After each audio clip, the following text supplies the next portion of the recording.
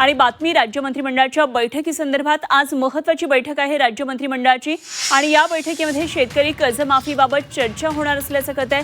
तसंच मान्सूनच्या पार्श्वभूमीवर जलसाठ्याचा सुद्धा आढावा घेतला जाणार आहे। राज्यातल्या कायदा सुव्यवस्थेबाबत चर्चा होणार आहे। मंत्रिमंडळाची आजची ही महत्त्वाची बैठक आहे आणि शेतकरी कर्जमाफीबाबत महत्त्वाची चर्चा असेल। मान्सूनच्या पार्श्वभूमीवर उपलब्ध पाणीसाठा आहे त्या आढावा घेतला जाईल। पाणी टंचाई संदर्भातली चर्चा होणार आहे आणि पुण्यामध्ये नसरापूर इथं जे बलात्काराचं प्रकरण झालं होतं त्यामुळे कायदा सुव्यवस्था पायाभूत प्रकल्प या सगळ्याच बाबतीमध्ये काही महत्त्वाच्या मुद्द्यांवर चर्चा होणार असल्याचं कळत आहे। आमचे प्रतिनिधी ओम देशमुख आपल्या बरोबर आहेत। आणखी सविस्तर तपशिलांसहित आपण जाणून घेऊया ओमकडून। ओम, अनेक महत्त्वाचे मुद्दे सध्या राज्यभर गाजतात आणि त्याच दृष्टीनं आजची मंत्रिमंडळाची बैठक महत्त्वाची आहे आणि विशेषत्वानं जे पुण्यामध्ये प्रकरण घडलं, पुणे जिल्ह्यामध्ये नसरापूर इथलं, याबाबत कायदा सुव्यवस्थेवर सातत्यानं बोट ठेवलं जाते। काय काय नेमके आणखी मुद्दे चर्चेला येतील?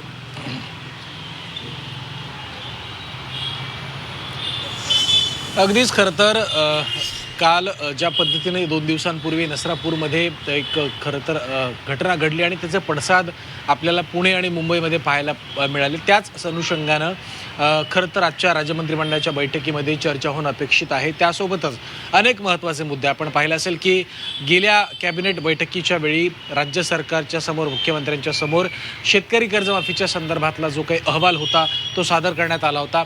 आता सरकारकडनं हा अहवाल संबंधित विभाग, कृषी विभाग असेल, अर्थ विभाग असेल, याच्या सचिवांना दिला जाईल। त्या संदर्भातल्या सूचना, हरकती आणि त्या संदर्भातले जे काही मुद्दे आहेत ते मागवले जातील आणि त्यानंतर कुठेतरी जून अखेरीसपर्यंत खरं तर या सगळ्या शेतकरी कर्जमाफीच्या संदर्भातली जे काही त्यांचा शब्द आहे किंवा जी घोषणा आहे ते पूर्ण करण्याच्या दृष्टीने सरकारकडनं आता हालचालींना खऱ्या अर्थानं वेग आल्याचं पाहायला मिळते।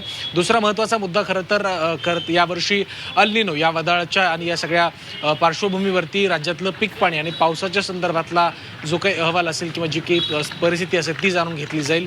पावसाचं प्रमाण यावर्षी कमी असणार आहे, त्यामुळे खऱ्या अर्थानं राज्यात मे महिन्यात अस्तित्वात असलेला पाणीसाठा आणि त्या दृष्टीनं करण्याचं पुढचं नियोजन या सगळ्या गोष्टींचा सुद्धा या बैठकीमध्ये आढावा घेतला जाईल। मुख्यत्वे आपण पाहिलं असेल की मुंबईसह राज्यातल्या इतर काही भागांमध्ये आता हळूहळू पाणी टंचाईचं दुर्भिक्ष आहे ते हळूहळू जाणवायला सुरुवात झालेली आहे, त्यामुळे या संदर्भातला सुद्धा जो काही आढावा आहे तो सुद्धा घेतला जाईल। तिसरा आणि शेवटचा महत्त्वाचा मुद्दा म्हणजे आपण आत्ताच पाहिलं की मिसिंग लिंकचं उद्घाटन झालं, त्यासोबतच इतरही काही महत्त्वाचे प्रकल्प राज्यामध्ये सरकारच्या माध्यमातून राबवले जात आहेत। मुख्यमंत्री वॉर रूमच्या माध्यमातून त्यावर लक्ष ठेवलं जाते।